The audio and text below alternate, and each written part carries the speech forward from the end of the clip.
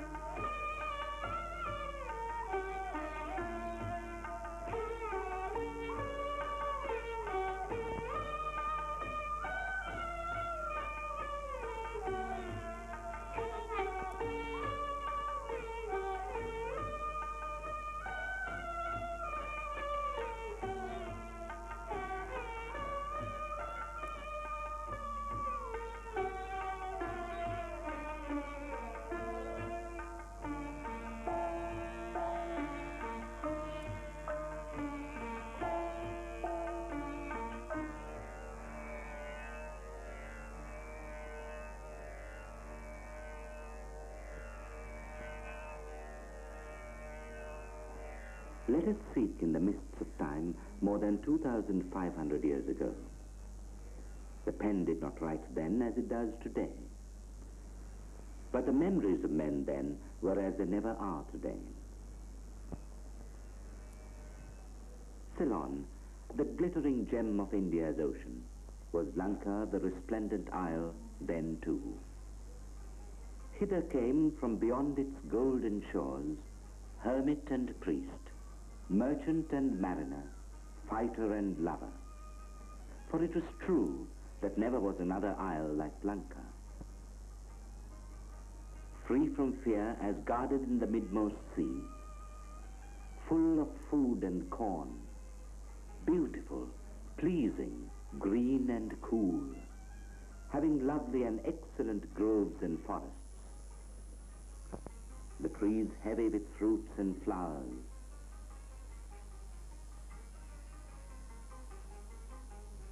with rivers, mountains and lakes, and free from stain.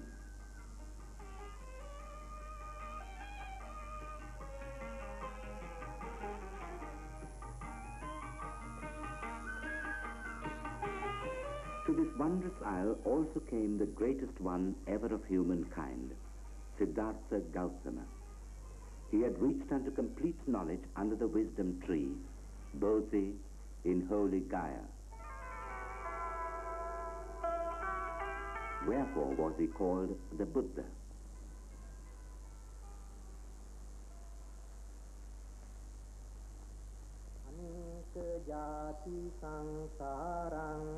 Many a house of life hath held me, seeking him who wrought these prisons of the senses, sorrow fraught.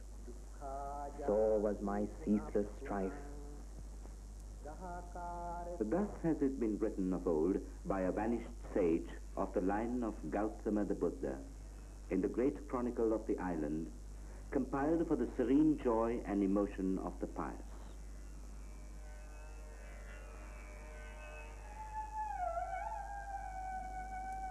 When the guide of the world, having accomplished the salvation of the whole world, and having reached the utmost stage of blissful rest on the threshold of Parinibbana, the luminous, in the midst of the great assembly of the gods, he, the great sage, the greatest of all who have speech, spoke to Sakka, the Lord of heaven who stood near him.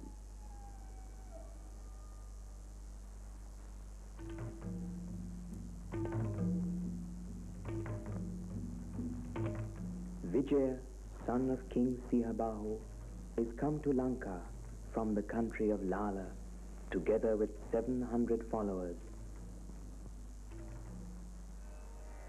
In Lanka, O Lord of gods, will my religion be established.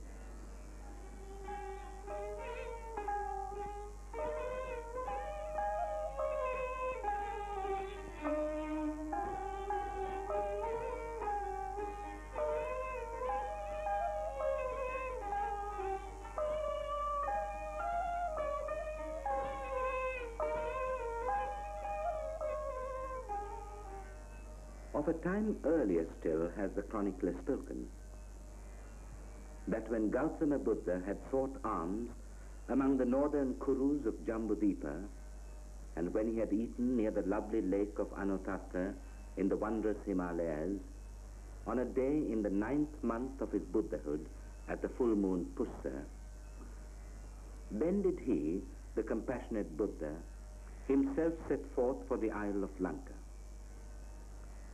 For he, the all-knowing, knew that there it was that his doctrine will shine in glory in after time. And he knew that from Lanka, filled with yakas, the yakas must first be driven forth. And he knew that in the midst of Lanka, on the fair river bank, was the delightful Mahanaga garden, where the yaka hosts of all the land were in assembly.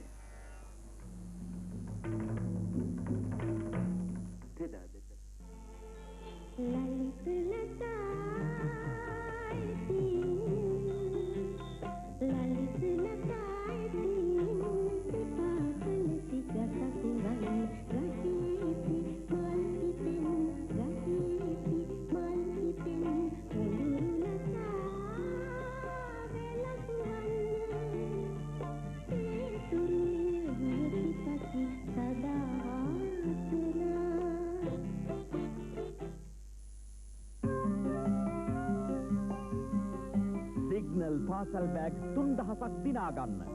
ඕනෑම signal අසුරන 3ක් එවා. අදම signal පාසල් bag තරගයට එක්වන්න. වැඩි විස්තර ඔබේ වෙළඳ මහතාගේ.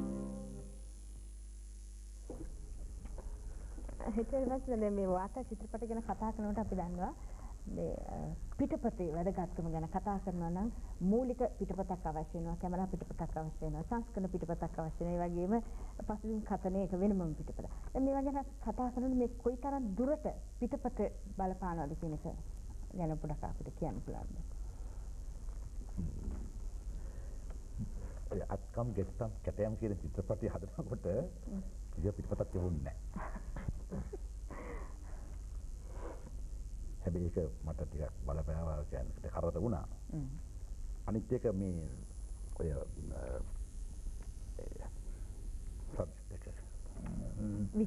විෂය තේමාව කරගත්තා. තේමාව ඇත්ත වශයෙන්ම අපි අපිට මම හිතාගත්ත එකක් නෙමෙයි. රජ චිත්‍රපටයන් ආයතනයට ලියවනකාව මහිලා සමිතියෙන් මේ කඩුවෙල ඊළඟ මධ්‍යස්ථානයේ මේ පොල්ලතු කියන එක අත්කම් සිද්ධීන් පොඩ්ඩක් චිත්‍රපටගත කරලා ඒ පෙන්නන්නේ කියලා හිතා. මම දවසක් ගියා උතෙන් බලන්න. මට කිව්වා මම අදහතුමා ජෝර්ජ් කොනේ මහත්මයාට කිව්වා බලන්න කියලා. ඉතින් මම කල්පනා කළා මේක අර හින්දා පින්තූරයෙන් දාන්න එක වැඩක් නැහැ. අපිට පුළුවන් මේකෙන් හොඳ සෑහෙන චිත්‍රපටයක් හදන්න.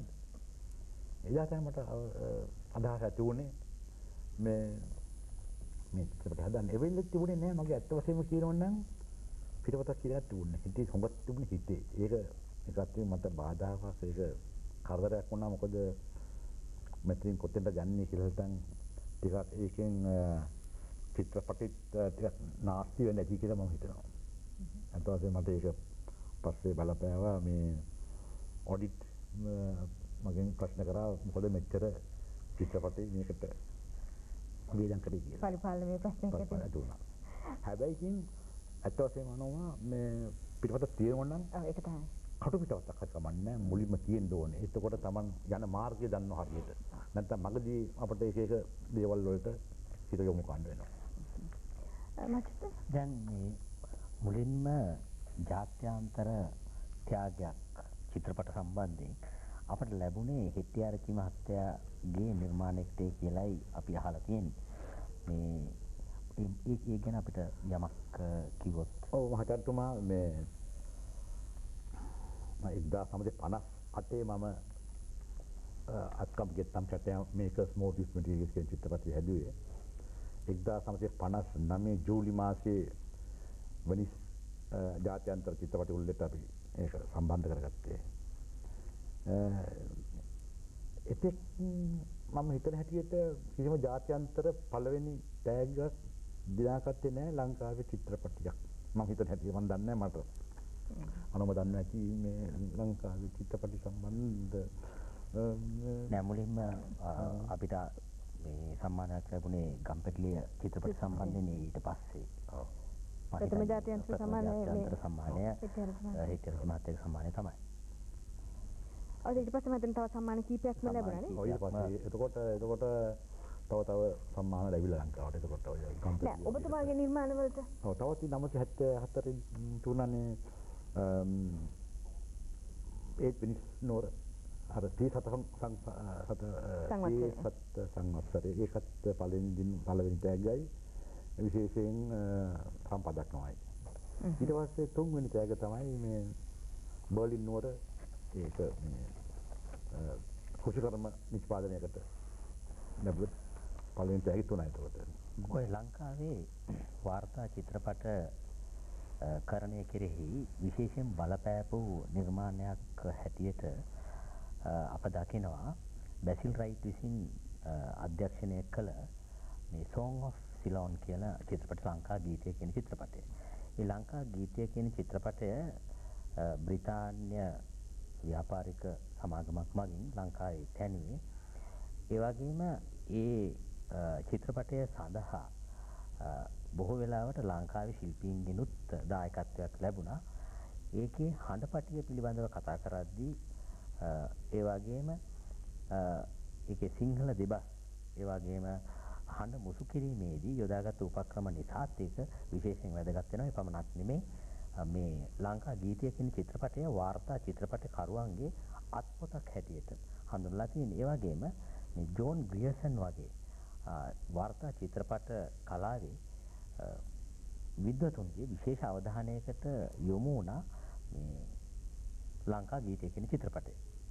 දැන් මේ චිත්‍රපටය පිළිබඳව කිසියම් බලපෑමක් ඇත්තටම දැන් හෙට්ටිආරචි මහත්තයලා වගේ අයට ලැබුණාද? ඒක කොයි විදිහටද සිද්ධ වුණේ? ඒක ඇත්ත වශයෙන්ම අපිට අපි චිත්‍රපටි හදන අවධියේදී අපිට බලන්න සිද්ධ වුණා අපිට වැඩිපුරම විශේෂයෙන්ම ජෝන් ග්‍රියර්සන් ඒ වකවානුවේදී නිෂ්පාදනය කරපු චිත්‍රපටි. ඉතින් Song of Ceylon, Drifters වගේ නොයෙකුත් ඒවෙන් අපිට යම් කිසි අධ්‍යාපනයක් ලැබුණා. විශේෂයෙන්ම දැන් මේ Song of Ceylon ඒකේ මට කියන්න පුළුවන් දේ මේකයි ඔහුගේ ශබ්ද පරිපාලනය ඉතාමත්ම මුගක්ම විශේෂයෙන් බොහොම අලංකාර විදිහට කරලා තියෙනවා. ඒ කියන්නේ දැන් මේ ඔය චිත්‍රපටිය මම හිතන්නේ ඔකට මේ උපකාර වුණේ එම්පැට් මාකටිං බෝඩ්. ඒ කියන්නේ ඒ රටේ තියෙන විශාල වෙළඳ මණ්ඩලයක්. ඒ කියන්නේ මුළු රාජ්‍යයේ දැන් රටවල් වලින්ම එංගලන්තයට යන බඩු සම්බන්ධව කෙරෙන චිත්‍රපටියක්. ඉතින් මේ සම්බන්ධ කරන්නේ කොහොමද? ටෙලිග්‍රාෆ් මාර්ගයෙන්, නැත්නම් ටෙලිෆෝන් මාර්ගයෙන්, කතා බහෙන්, ටයිප්‍රයිටර් එකෙන්, ලියුම් ලියුනේ. ඉතින් ඕව සම්බන්ධ කරගෙන තමයි බැසිල් රයිට් ඒක අමුතු ආකාරයකට අපිට විශේෂයෙන්ම ඒ දවස්වල ඔය සුපර් ඉම්පෝස් කියන එක, ඩිසෝල්ව් කියන එක ඕකෙන් හොඳම හදාරන්නට ලැබුණේ ඔන්න ඔය චිත්‍රපටයෙන් තමයි. ඒ කියන්නේ එක චිත්‍රයක් මුඛ වෙලා තවත් චිත්‍රයකට යනවා. ඒකෙන් අපට අදහසක් ඇතිවෙන්නේ මෙයා මේ කියන්න හදන්නේ මිතරම කඩී ඉන්නේ අපි යන්න ඕනේ තව තැනකට යන්න ඕනේ කියන කතාව. ඒ කියන්නේ සංස්කරණයේදී අමුතු විශේෂ ලක්ෂණ අපිට ගන්න ලැබුණා. දැන් ඔය මේ army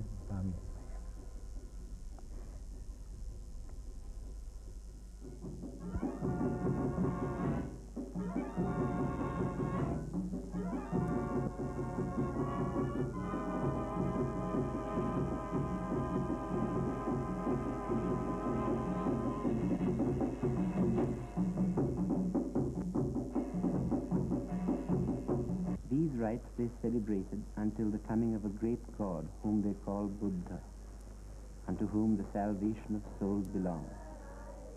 Him they believe once to have come upon the earth, whence he departed from the top of the highest mountain on the island, called in the Chingule language, Hamalel, but by the Portuguese and the European nations, Adam's Peak. It is sharp like a sugar loaf, and on the top a flat stone with the print of a foot like a man's on it, but far bigger, being about 2 foot long. It is the footprint of the Buddha. The people of this land count it meritorious to go and worship this impression. And generally about their new year, which is in March, they, men, women and children, go up this vast and high mountain to worship.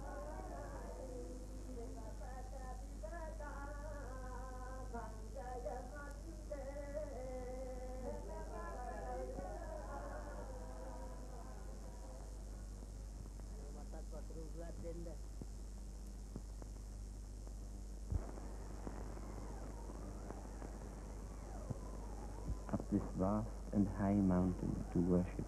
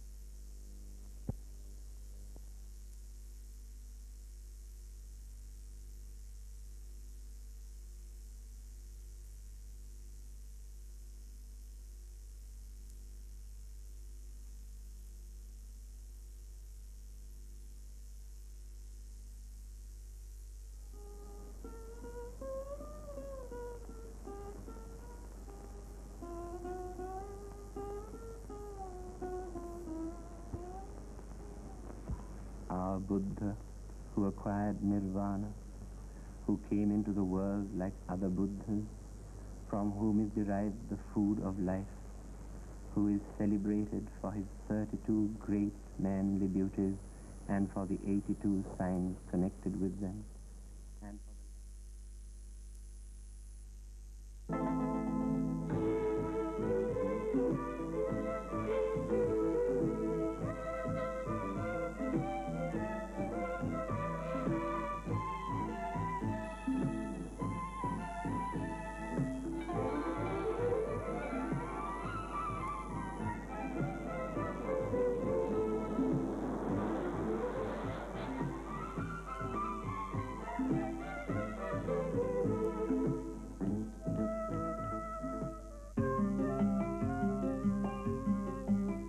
Signal පාසල් bag 3000ක් දිනා ගන්න. ඕනෑම signal අසුරන 3ක් එවා. අදම signal පාසල් bag තරගයට එක්වන්න. වැඩි විස්තර ඔබේ වෙළඳ මහතාගෙන්. හෙටියාරච්චි මහත්මයා ඔබ මම හිතන්නේ රාජ්‍ය චිත්‍රපට අංශයේ කලාකාරයෙක් හැටියට චිත්‍රපට නිෂ්පාදකවරයෙක් හැටියට අධ්‍යක්ෂකවරයෙක් හැටියට ජාත්‍යන්තර සම්මානය පිදුම් ලැබලා ඊට පස්සේ ඔබගේ ජීවිතයේ ඊළඟ සම්දිස්ථානයේ උනේ මේ රූපවාහිනියට නැඹුරු වීම රූපවාහිනියට යොමු වීම. ඉතින් මට රූපවාහිනියේදීත් මහාචාර්යතුමනි ඔහු ලත් සම්මානීය නිර්මාණයන් කීපයක්ම මේ මෙතුමා විසින් නිර්මාණය කෙරුණා නේද? දැන් රාජ්‍ය චිත්‍රපට අංශයේදී හෙටියාරච්චි මහත්මයා විසින් වාර්තා චිත්‍රපටි 80ක් 90ක් විතර ගානක් අධ්‍යක්ෂණය කළ බව අපි දන්නවා. ඒ වගේම ඊට පස්සේ එතුමා රූපවාහිනියට පැමුණා. රූපවාහිනියට පැමිණියේ රාජ්‍ය චිත්‍රපට අංශයේ වාර්තාකරණය පිළිබඳව එතුමා ලැබුව අත්දැකීම් පදනම් කරගෙන. ඒ කාලය තුල මම හිතන්නේ විශේෂයෙන් මේ විනෝදාත්මක වැඩසටහන් පිළිබඳව නෙවෙයි හෙටියාරච්චි මහතාගේ අවධානය විශේෂයෙන් යොමු වුණේ කරුණු පැහැදිලි කිරීම දැනුවත් කිරීම වැනි කාරණා පදනම් කරගෙන මේ වාර්තා චිත්‍රපට නිෂ්පාදනය නැත්නම් අධ්‍යක්ෂණය කෙරෙහි. දැන් එහිදී විශේෂයෙන් ගොවිතැනයි දිවිමගයි වැනි වැඩසටහන් වලින් බොහෝ වෙලාවට කෘෂි කර්මය පිළිබඳව මේ යම් යම් කාරණා පැහැදිලි කරලා දෙන්න හෙටියාරච්චි මහත්මයා උත්සාහ ගත්තා. ඒ වගේම ඔය නිවාස වර්ෂය පිළිබඳව හෙටියාරච්චි මහත්මයා විසින් වාර්තා චිත්‍රපට කිහිපයක් රූපවාහිනියෙන් තැනුවා. දැන් ඒ වාර්තා චිත්‍රපට තැනීමේදී මම හිතන්නේ රාජ්‍ය චිත්‍රපට අංශයේදී එතුමා කටයුතු කළාට වඩා පහසුකමක් ලැබෙන්නේ නැති මේ අලුත් මාධ්‍යයෙන් කටයුතු කිරීමේදී එහෙම නේද? වෙනස්කම් හුඟක් තියෙනවා මහාචාර්යතුමා. විශේෂයෙන්ම රූපවාහිනියේ බොහොම කල්පනාකාරීව වැඩ කරන්නට ඕන මාධ්‍යයක්. ඒ කියන්නේ අනිත් තැන් වලට කල්පනා කියන්නේ දැන් කියන්නේ නෑ. මොකද දැන් චිත්‍රපටයක් මේ නරක වුණාම අපිට නැවත වරක් ගන්න පුළුවන්. දැන් චිත්‍රපට දැන් අපි වැඩසටහන සමහරවල්ලාට කරනකොට ඒක නැවත වරක් ගන්න බෑ. ඉතින් ඒකට බොහොම කාලෙත් යනවා අනිත් විදමත් යනවා. විශේෂයෙන්ම රූපවාහිනියේ සංස්කරණයේදී බොහොමත් කල්පනාකාරීව වැඩ කරන්න ඕනේ මාධ්‍යයක් තමයි කියලා හිතනවා. අයි ඔබ සංස්කරණය ගැන සංස්කරණය කියන්නේ ඒකාංගයක්. නමුත් මුලින් ඉඳන්ම අත් වශයෙන්ම මේක අපි සරස්ම පටන් ගන්න දා හිටම නිෂ්පාදකයාට හුඟක්ම වගකීමක් තියෙනවා. මම දැන් සාමාන්‍යයෙන් මේ නිෂ්පාදකයා තමයි මේ ඔක්කොම බර ගෙනියන්න ඕනේ. Weren't you very excited that you had the opportunity of working in television, because that is, after all, one of the most powerful media of today. It reaches so many millions of people. If you are trying to convey a message, this is probably one of the best ways of conveying a message. And you can convey a message to people